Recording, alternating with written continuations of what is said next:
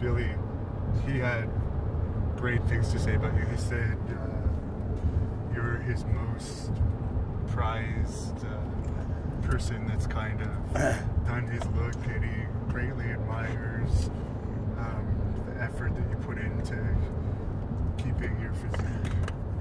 And he says he thinks he's like a mark for you now. I met him for the first time, man. It was like in January. Oh, yeah? Yeah. Yeah, he's a really nice guy, actually. He's just had really bad luck. He doesn't have much longer to live. He's lucky he's lasted as long as he can. Well, he's got Hep C, right? Yeah, Does he have Hep C? He does. And his liver, he already had one liver transplant because of it. And that was 10 years ago now, and you're only supposed to live 8 years after you have a liver transplant. Oh, really? So, can't have another one? At his age, he's in his late 60s now, they're not going to give him another one. And they've now found out that his new liver is dried up. So, pretty much he's going to die soon. Shit, last time I saw him, he looked good, you know? He still looks good. But recently, he actually fell out of a chair and he hurt his back a little bit, so they did a CAT scan on his back. And they told them when they reviewed the results of the CAT scan that his back was fine, but his liver's dried up. Oh, really? So, damn. I mean, he's defied the odds in the past. Right. Who knows? But I got to hang out with him for a week, and he's a great person. Because I got the same problem, and he's trying to. He hooked me up with his doctors in Phoenix. Oh, really? Because they were the best doctors to take care of it. Right. So they're going to. I got a bunch of tests done there and more tests done here.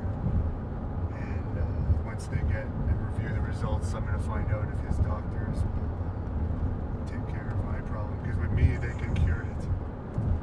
But with him, the treatment is like chemotherapy. So he'll die from the treatment, so they can't try and cure his. Right. So, anyways. All right, so you mind if I start? No.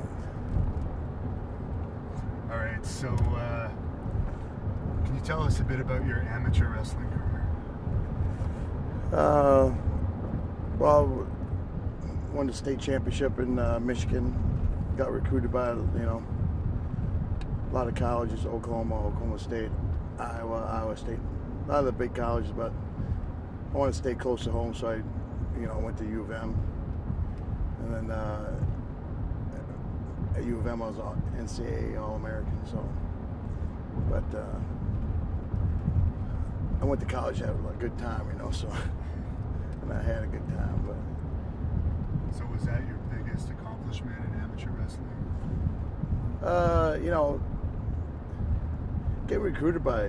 Looking back, getting recruited by all those colleges I didn't think it was that big of a deal at the time because, I was winning, but looking back, it's just to get a scholarship from Michigan was a pretty big deal, But yeah, I had a great time in college, Were you a fan of pro wrestling growing up? No, I never watched.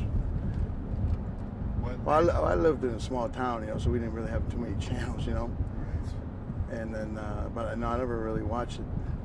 Actually, my grandfather did go to a couple of wrestling matches in Saginaw, but my dad ended up telling me that he was a big wrestling fan. But I never watched wrestling.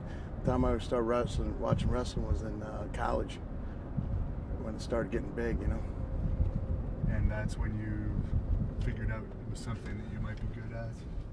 Well, I didn't know anything about professional wrestling at the time, so I watched it and I said, man, I could beat those motherfuckers up, So that's really how I got into it. And then my brother was 2 years older than I was, so he went up to Minnesota and trained with Brad Reinigans, Right. Because Reinigans was an amateur wrestler too, Actually, Reinigans and my assistant coach were good friends and my grad assistant coach was the first American to win Greco-Roman gold medal for the United States, you know, so they were pretty close, you know. So what was your training like going into pro wrestling? It's pretty easy now if you want to be a wrestler, but in those days it was a little tougher. No, actually, back then it was. See, my brother went through Reinigen's camp, so you know they trained pretty hard, you know. Back then they weeded out, all the weak guys through his camp, you know. But I got trained by a totally different guy.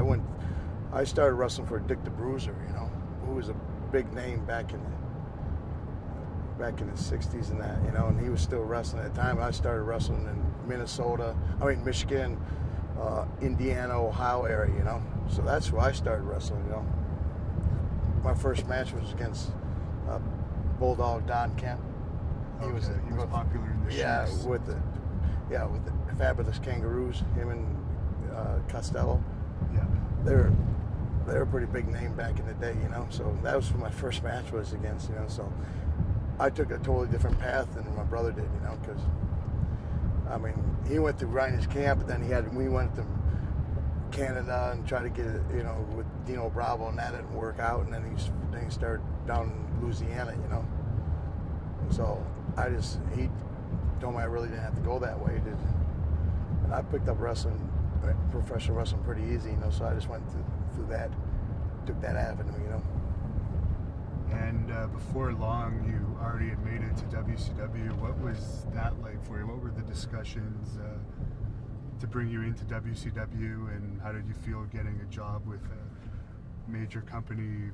Well, first from Dick the Bruiser, I went down to Tennessee with Jerry Lawler and Jerry Jarrett, and that was actually good because for a whole year I wrestled every day, you know, Monday through Friday, you know, 7 days a week, you know. So and that was good training back then, you know, because there wasn't a whole lot of territories. So at least, I mean, we didn't get paid shit, but I got to work every day, you know. So by the time I started with the NWA, you know, I was ready to go, you know. So, and then signed with Ted Turner, and he changed it to WCW, you know. So, you know. So you actually joined before it became owned by Ted Turner? No, I joined when Ted Turner owned it, but it just it was still the NWA, and then later on they changed it to WCW, make it a, you know, because, you know, NWA was more national, you know, WCW was worldwide, you know. Right. So. And what led to you starting to team up with your brother? Was that kind of planned before you were hired, or did it? Well, that was our original plan, you know. Mine and my brothers, we always wanted to wrestle together, you know. That was our thing, you know, because there hadn't been a whole lot of brother tag teams, you know. I mean, the Briscoes and the Funks, you know. So we were ready to make our mark as a tag team. I really had no interest in doing singles at the time, you know. And who were some of the feuds you remember having in those days in WCW? You know, back then it was like, you know, the Road Warriors, you know, Doom, you know, Butch Reed and Ron Simmons. They were, you know, both Ron and Butch were good athletes, you know. Yeah. So we had good matches with those guys, you know. And you know, did it ever get rough with you guys and the Road Warriors in there? No, because the Road Warriors, they couldn't wrestle, you know, amateur wrestling, you know. We'd tie them up, you know. I mean, they were Huck and Hannibal. They were good guys. They were big guys, but they couldn't wrestle. And back in those days, you had a lot of TV matches thrown in with guys that didn't know how to wrestle. What was that like? It must have been frustrating at times. Well, you gotta remember back then it was like you really didn't have all your TV matches were based against job guys, you know, and a lot of those guys seemed like they came off the street, you know. So, you know, a couple of times when they fuck something up, they would beat the hell out of them, throw them around, you know. Did you ever wrestle for Bill Watts? Was he ever in charge of WCW? Yeah, he was a jack off. He didn't last long. He tried to bring his bullshit in there. He was, you know. So you didn't get along with him? No, I thought we would, you know, because my brother started out down in Louisiana with him, you know. And I thought he would, you know, not so much me. I thought he'd treat my brother better, you know. Yeah. But he treated it because he was getting them cut off every contract guys made. He, you know, try to lower the contracts. He'd get some money off it, you know. I didn't think he would, you know, but he was a fucking prick. The biggest, you know, Wahoo told me he was, you know, he's a piece of shit, you know. So I thought we'd get along, but we didn't. He was a piece of shit. Now, and he found me, he fucked himself, you know. He was a freaking idiot. He got himself fired at WCW, you know. By that time, we had already left, you know. In later years, you ended up not liking Ric Flair in real life personally. Did you get along with him around the time of your first WCW run? Well, I didn't know him, you know. I mean, I knew a little bit of him, you know. Like I said, I started for Dick the Bruiser, and they were going to bring me down to NWA for a tryout. And Dick the Bruiser said to me, you know, when you get there, you drop your bags, you tell Ric Flair to carry your bags, you know. So I didn't know nothing about ribs, you know. I said, all right, I'll do it, you know. And then Bulldog Don Ken on the way home, I told him, like, oh shit, you can't do that, they'll fire you, you know. Because he said, the reason Dick told me that was because that's how Flair got into wrestling up in Minnesota. He was carrying guys' bags, you know, to the arena and that. But, you know, everything I've said about Flair was, you know, been documented, and everybody thought it was like, oh, it was a personal thing, you know. It's like, no, go on ESPN.com, go to Grantland, you know, you find out what a piece of shit he really is, you know. I mean, it goes into in depth more than what Wahoo or anybody else told me about him, you know. Yeah, I mean, everybody thought him and Wahoo brought Flair down into the NWA, you know. So, you know, Wahoo felt like he at least owed him something, you know. But he never, you know, returned the favor. When Wahoo was older, he wanted to still get in the ring every once in a while, and Flair wouldn't, you know. But he treated everybody like, you know, thought every guys that owed him a favor, he treated like shit, you know. He did that to a lot of guys.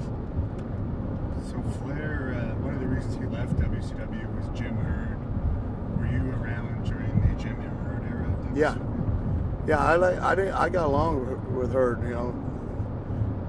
And one of the funnier things Herd said to me was like, shit, I'm the same age as Ric Flair, but I look better than him. And he did. He looked better than Flair, you know. Flair had saggy skin and looked, you know, looked like shit, you know. And what led to you going to Japan for the first time? Well, that was through WCW. We went over there, and I think it was 89, 1990. Tokyo Dome was like 70,000 people. We wrestled Hase and Sasaki, you know. And, I mean, it was a good time. It was, you know, pretty amazing wrestling in front of 70,000 people, you know.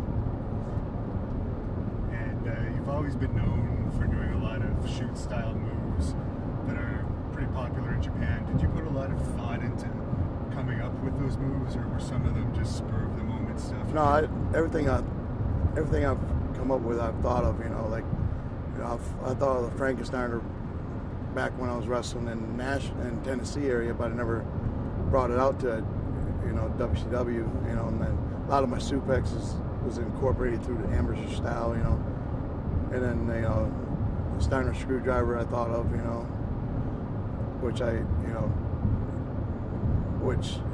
got over big in Japan too, you know. But yeah, no, a lot of stuff I gave a lot of thought to, you know. Like, you know, when we first started, like, a lot of people weren't going out, you know, doing moves off the top. I mean, they'd do a cross body or something off the top rope, you know. But my brother and I were doing the DDTs off the top rope.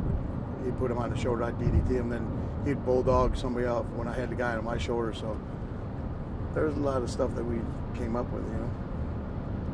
What do you think of everyone using the Frankensteiner now? Are you complimented by it that it's become such a common move in wrestling?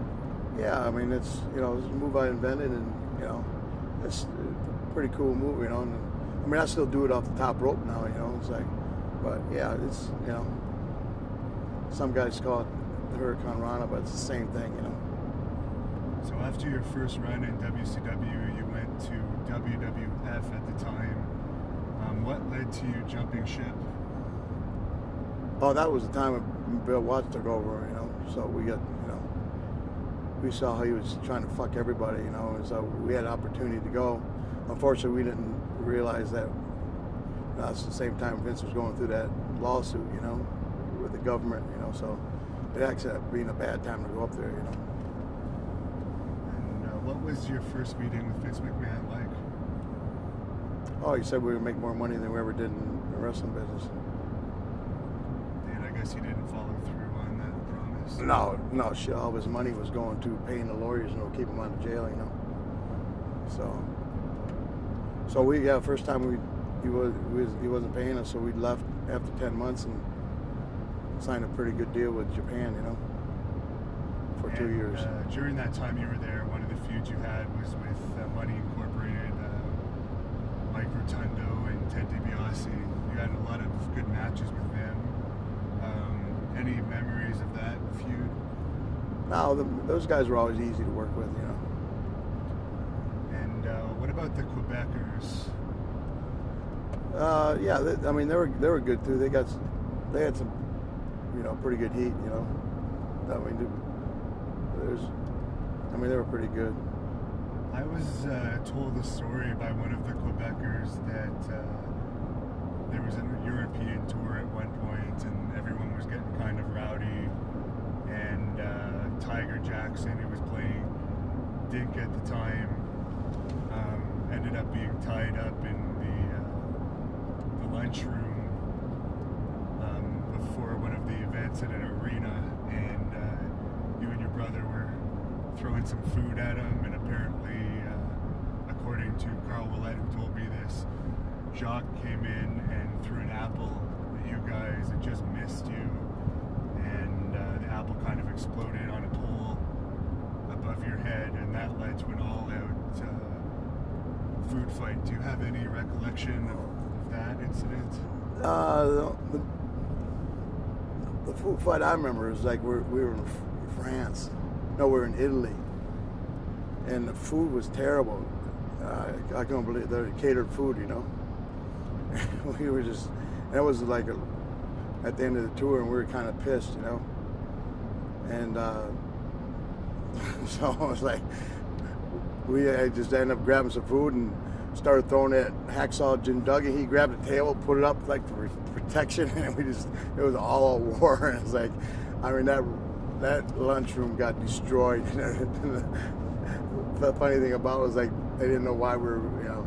I mean, it was food everywhere, and the caterers were going, why the crazy Americans throwing food like that? But the food was terrible, and it was like a bad time, you know. It was like we were pissed because we were on the road so long. We were, you know, so that's how we took out our aggression that day, you know.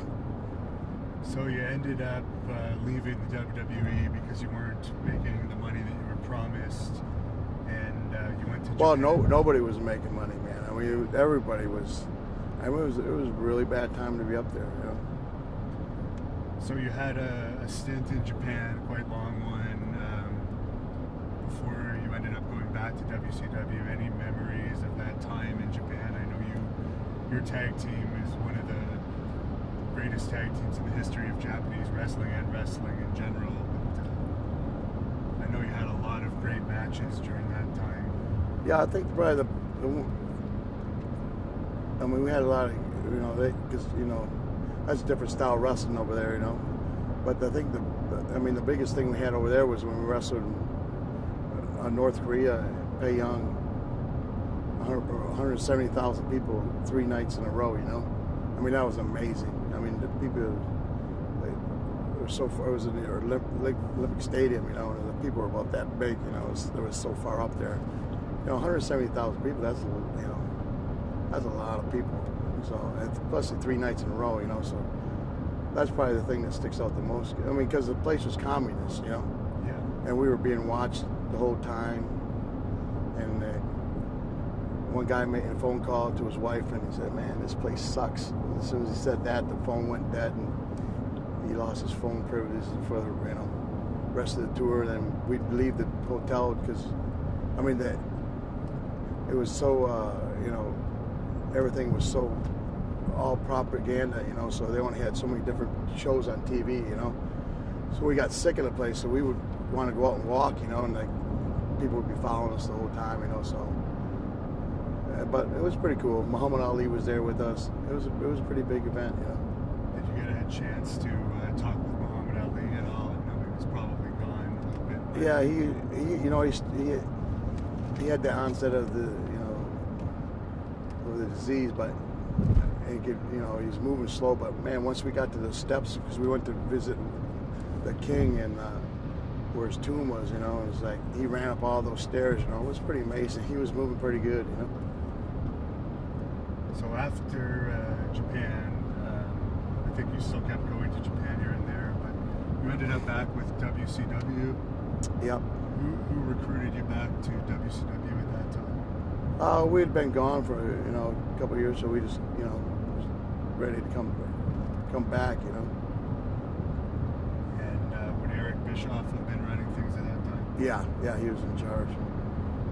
Were things better in the dressing room in that era? Yeah, and then, that was like 96, 90, when we came back, and that was I think like 6 months later, Nash and Scott Hall came in, and then NWO, and things just took off, What did you get along with those guys when they came in from WWE? Nash and Hall? Yeah, I've known Nash for a long time. He's from Michigan, so we always been, it's been my same part, so same city, so same state, so we've always gotten along, So Scott Hall was a good dude too, I mean, he's got his demons, but he's still a good guy, Was there a lot of partying going on in that era with the wrestlers? Yeah. I don't just mean hard drug. I mean, was it kind of like a... Oh, it was one big party, yeah. That was an amazing time in wrestling. You'll never go back to that. And during that time, you ended up breaking up with your brother as partners and becoming a single star, and that's when your career really exploded. Is that something you had been wanting to do for a while at that point, or was that an office decision? No, it was about time to do it, because we had wrestled everybody there is to wrestle, and it was getting pretty boring, because there weren't a whole lot of teams left for us to. There was this time, so it just worked out, And cutting your hair and going for the look that you still have now, is that something you came up with as well? Yeah, I didn't tell anybody, until the night of I was going to turn. Because I did it, or that was Sunday night, and the next night was going to be Nitro. I didn't tell anybody until Sunday night that I was going to do it. And then Monday morning I went, and then I showed up for Monday Night Nitro with blonde hair, So a lot of people didn't even recognize me, And it was around this time too you started to become really known for your promos, and you hadn't really had the opportunity to talk much before that. Did you always know that you had the promo skills in you? Yeah, but I enjoyed being a heel better, being a bad guy a lot better, so it just came, I mean, I like doing it a lot better, so it was easier for me to do heel promos, It's easy for me to make the people hate me, Right. You would say heel is more your natural personality. Yeah. Well, in that time it was, And do you think WCW kind of dropped the ball not having a bigger feud between you and your brother at the time of the breakup? Well, I didn't really want to go against my brother that much, I mean, we did a couple matches, but that was I don't want to make it, I didn't want to really feud against. I didn't want that to be my turn. You know what I mean? Right. So things were going great, and you eventually ended up getting the World Championship, and the belt meant a lot at that time. Were you happy when you finally won it? I mean, yeah. Anytime you win a world title or world tag team, it's a great feeling, but there's also still a lot of responsibility. You got to draw ratings, you still got to draw a crowd. So there's still pressure. I mean, because some guys win a world title and the ratings go down. So then, but no, anytime you win a world title is a good thing. And speaking of ratings, there was a lot of pressure for ratings in those days, and I heard a lot of stories that WCW was a last-minute company changing what was going to happen on the show at the very last second before the show started. Did you find that happened to you a lot? Oh yeah, that was fucking Hogan. He was a piece of shit. We all had to wait for him to come in. Like I was wrestling, I was first match one night, and then 10 minutes before the show starts, I don't know who I'm wrestling or anything. And like 5 minutes before the show starts, I find out who I'm wrestling at. So the Hogan thing, it didn't start now. I mean, it's kind of started back then, and it wasn't just you. I've heard it from a lot of people that there was a lot of animosity against him in the dressing room at WCW. Well, you gotta understand, Hogan's in real life. I think I proved that when I started twitting. He's a fucking cunt, man. He would always tell who would win, who would lose. He would always try to keep his thumb on everybody, But back in WCW, it was like, it was hard to, because he had a lot of power. He gave him and Bischoff, and it's like, and they disguised it more, But once in TNA, they were, I don't know, arrogance or whatever. They just came in and buried everybody, Back then, yeah, he did the same shit, keeping his thumb on. Didn't want hardly anybody to get over, He's a fucking cunt. Were you happy when Eric Bischoff was gone the first time from WCW? Well, I had always seemed to get along with Eric, but I mean, he'd be a prick sometimes, but not around me, And then when they both came down to TNA, it's like they had a whole, they were just pricks. They didn't give a shit, I was like, fuck you, you ain't gonna, and at that point I had enough, So what was your reaction when Vince Russo took over? Did you think WCW was going to improve at that point, or did you think it was just kind of grasping at straws? No, at the time when he came in, he basically, WCW actually kind of stole them, Yeah. And so you had high expectations. Yeah. That he would help the company. Yeah. And around that time, you gave a bit of a controversial promo involving Diamond Dallas Page and Kimberly Page. Do you remember what led to that? Well, it was simple. It was like she was a Nitro girl, and she thought she was a big part of the show. She thought she was a big star, She actually said she thought, she actually thought girls were, a big part of the show. I was like, are you fucking kidding me? You know what I mean? So, I never had a problem telling the truth, And I guess he had a problem with you basically saying what was pretty much the truth, that it was the stars drawing the ratings, and I guess he attacked you. No, what happened, I had actually, after I got done doing that promo, it was like,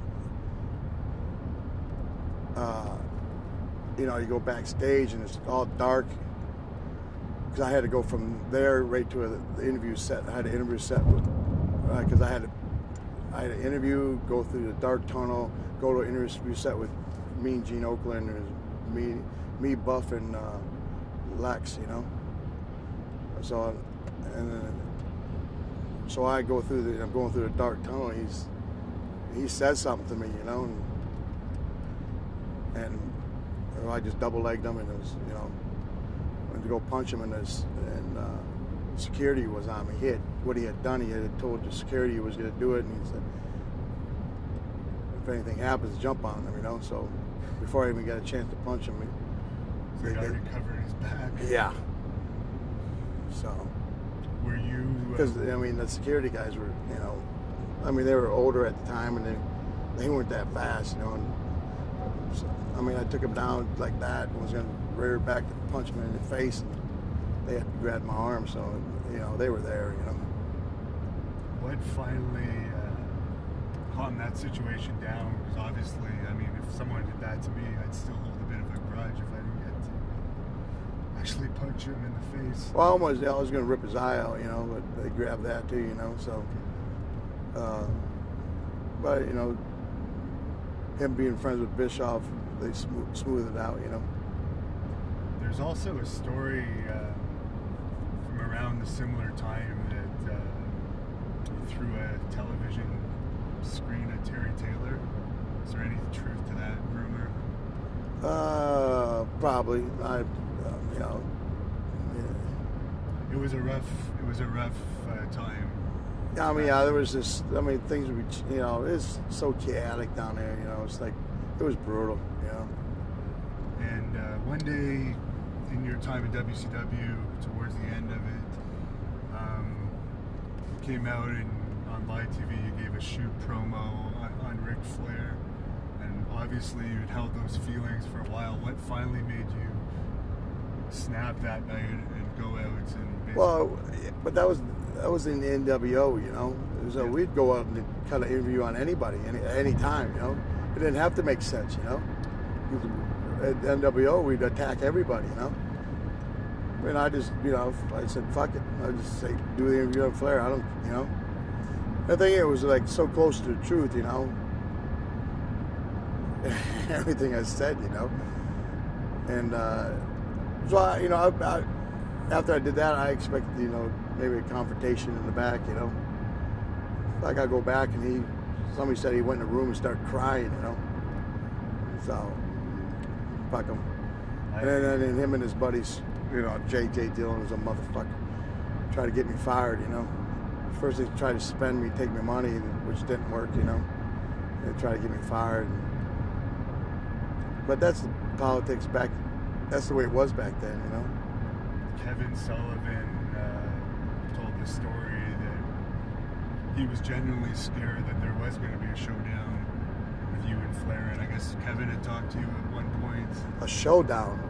Flair's a fucking pussy. As a matter of fact, the next day we were doing taping of Thunder, you know, and that's when they had told me, you know, like, oh, we're going to send you home, we're suspending, you know, and so I was fucking time off, you know. So I was walking through the parking lot back in, and Flair comes up, and I said, motherfucker, I was going to punch him then, you know, and he starts running, you know. I didn't have nothing to do with it, you know what I mean? What do you mean you didn't know? Why you know about it then if you don't have nothing about it, you know, because you're just getting to the building, you know. So, no, he was... And not too long after that, that was the end of WCW. Did you have any idea it was going to be the last Nitro, the day that you showed up in Panama City? There was 2 weeks before, no, you know. Actually, we really didn't know until we got there, you know. But there had been rumblings that, you know, it was going to be sold, you know. Because that's when, there's other factors, you know, like, because AOL was involved that time, you know. And they got rid of baseball and the basketball, so. But that was all a shady deal. I always thought that was a shady deal, how Vince got control of that, you know. So, but no, we didn't really know until we got there, you know. So what do you think ultimately led to the end of WCW? Yeah, it was. Yeah, it was just a whole bunch of different factors, and the fact that we were losing money too. You know, like I don't know how you lose money when you're selling out almost everywhere you go. You know, drawing the ratings that you were drawing. You know, it's like fucking Bischoff and Hogan fucked that all up. So you let your contract run out when you were finished, and then you ended up going to WWE again, and the WCW guys that had been there before you, all of their careers were pretty much brought down because they destroyed most of the WCW guys. Were you fearful of that at all going in? Well, it was on my mind, you know. But at the time, you know, I had nerve damage in my foot, so I wasn't really planning on going, you know. But they made me an offer that was, you know, pretty good, so I took it, you know. And they knew my foot was bad, you know. And, you know, I did what I could do, but, you know, they obviously took personal that we had beaten them for 82 weeks straight, you know, so they wanted to show who was a better company, you know, so they treated everybody the same, and basically like shit, you know. Me, Kevin, and Nash, and, you know, Goldberg, they all basically treated the same way, you know. And you worked with Stephanie McMahon a bit when you first came in. Do you have any memories of what that was like? You know, that was Triple H's wife, so, you know, and it was Vince's daughter, so it was basically just an extension of Vince, you know. So it wasn't too fun having to do the ring, was it? No, I had preferred to go on, you know, a different show. I didn't really want to go on Raw. I'd rather than go on SmackDown, you know, but they wanted to push me to wrestle Triple H, you know, so. And did you enjoy your feud with Triple H? I mean,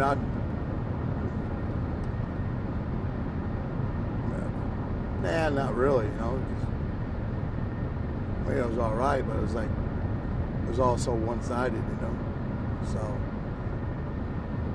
At one point, I know you had a lot of animosity towards him. Is that kind of smoothed over now? Well, I really didn't have. Maybe it was out of proportion what people were saying. Well, it was like, I didn't, you know, I was up there with, you know, bad ankle with nerve damage, you know, but I didn't find out what was being said until I left, you know, and then he went in a newspaper and said some stuff about me, you know, so I just said some stuff about him, you know, my trash talking was better than his, you know. And then you went to your first run in TNA from there. Was that more enjoyable than your second run? In TNA? Yeah. Was it a paycheck where you just basically collected? I mean, when I first went in, it was like, that's when, you know, Jeff was running everything. It was like, that was before they had to deal with Spike TV, you know. There was another place to work and another place to try to get going, you know. And then, you know, we just tried to make it another place where you can make money, you know. And it was doing good. Do you remember any matches that you particularly enjoyed from that first run in TNA? No, I think the thing that really kind of caught on with the fans and the people and brought the ratings up was the Main Event Mafia. That was probably the best time in there, you know. And then they just killed that for whatever reason, you know. So, and then 2 months later, Hogan and Bischoff came in and they just tried to kill everything, you know. And Russo was kind of back in the mix of things writing in TNA when Jarrett was running it and was still writing for them until recently. Do you think he learned from some of his WCW mistakes in his TNA writing? Because lot of people are always confused why he had a job for so long after the WCW mistake. So there must have been some positives to it. Yeah, it's hard to write a show, week after week, but his hands were tied a lot too, There's a lot of things going on behind the scenes too, So you did depart TNA once. What was that about? Just it was time to move on?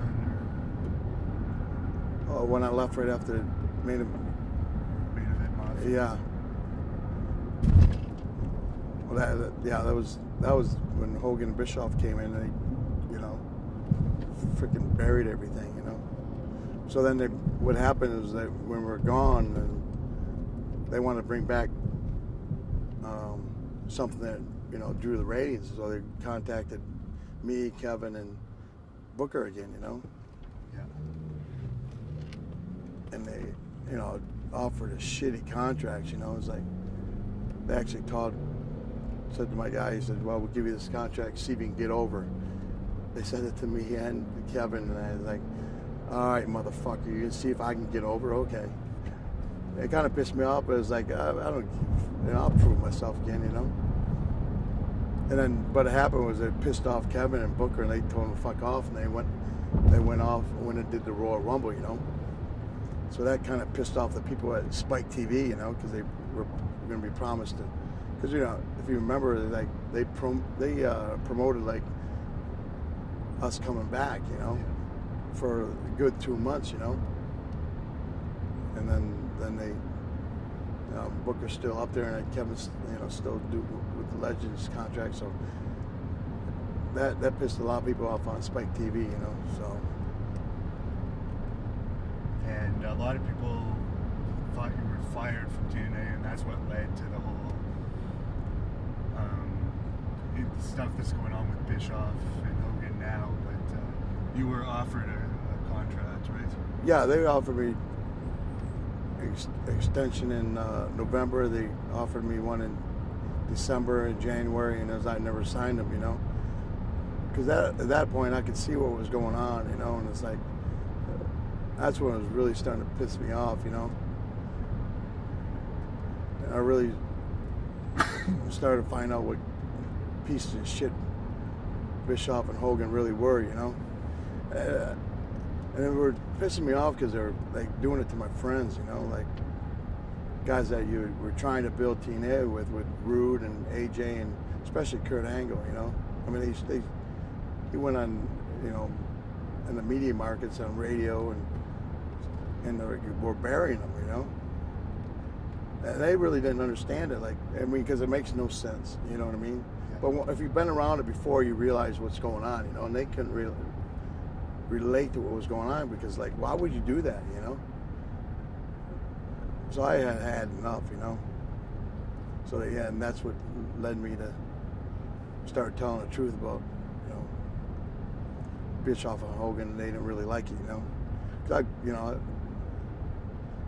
I warned him. I told him it was not gonna be nice, man. I told him that, and I told that to Bischoff, and fuck him. It's still not over, I'll see those guys again. So I know a lot of people misunderstand and they think it's a personal thing, but in reality, you're just worried about the company. You feel that its future is in jeopardy. Oh, it's definitely in jeopardy. I mean, look, they're losing money, and ratings are bad, and it's like, how can you not look at those two guys? They haven't performed. You know what I mean? Everybody's got to, got to perform.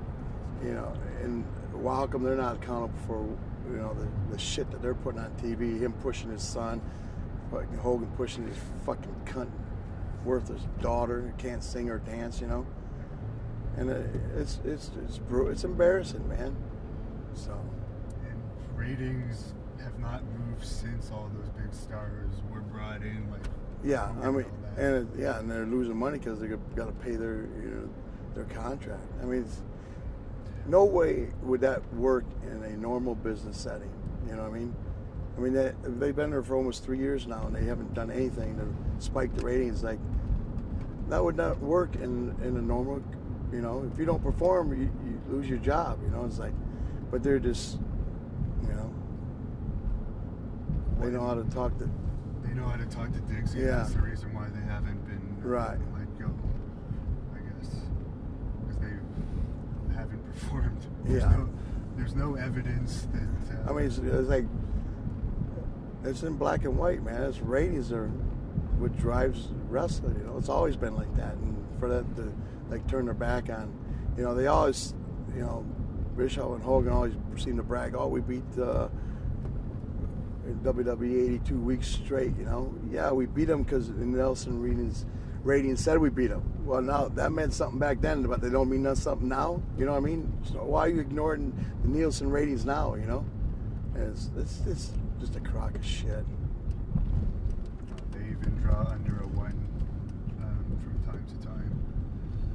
What do you think, if you were in charge of TNA, if somebody finally fired Hogan and Bischoff and said you were in charge, what do you think it's salvageable? What would you do to Yeah, save the company? I mean, that's like there would be so much work because they've actually tore down everybody's character. I mean, they haven't done anything to build anybody up. They just, you know, it would be so much work to bring, you know, to overhaul it. You know, name one person that they really enhanced their career or enhanced their character. I mean, it's, you know, it's ridiculous how bad it is. You know, People still don't know what TNA is. well, there's a lot of people that don't watch it, and it's understandable. I mean, it's brutal. I can sit through 10 minutes of WWE, but I can't sit through 30 seconds of TNA. Did you work with Bruce Pritchard at all before? No, fuck no. He was a fucking gopher before with Vince, and it's like somehow he convinced he was like Vince's right hand man. Are you fucking kidding me? He's a fat motherfucker. So does the whole thing with TNA now kind of keep you out of the whole thing with Jeff Jarrett in India, or is that still? I have no idea. I really, you know, I don't know what's going on with that because that was a separate deal, you know. And just for your wrestling career, you've had such a long career, and you were part of one of the greatest tag teams of all time, and then you had a phenomenal singles career. How do you want to be remembered overall as a wrestler? What would you like fans to remember you as? Well, fans come with me all the time and, you know, thank me for the entertainment. I just want to entertain, you know. I just want to piss people off so they either come to see me get beat or beat somebody up, you know. So. And the last question I have for you is, you're such a tough guy, such a scary guy and all this, but do you have any fears? Are you afraid of anything? Nah. No, not a whole lot. Cool. All right, that's good enough. That's good, and I guess we'll just set up a little room just to get the Superstar Billy Graham one, just so it's good quality for his DVD. Right. I know that's very important to him.